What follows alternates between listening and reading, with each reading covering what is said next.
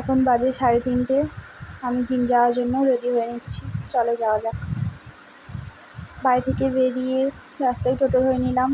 আমাদের বাড়ি থেকে জিম যাওয়ার জন্য 10-15 মিনিট লাগে, সেই জন্য আমি টোটো করেই যাই, আসার সময় হেঁটে চলে আসি।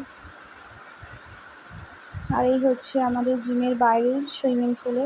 এখানে বাচ্চা বড় সবাই সুইমিং শিখতে আসে। 3:30 সময় রোদের মধ্যে বাচ্চারা সুইমিং শিখতে এসেছে, সবাই স্নান করছে। আর বাচ্চাদের গার্জেনরা সবাই ছাতা নিয়ে কেউ দাঁড়িয়ে আছে, কেউ বসে আছে। বাচ্চারা কীভাবে সুইমিং করছে দেখো, ওদের কতটা আনন্দ হচ্ছে। আর বাবা মা কেমন ছাতা নিয়ে কেউ বসে আছে, দাঁড়িয়ে আছে রোদের মধ্যে।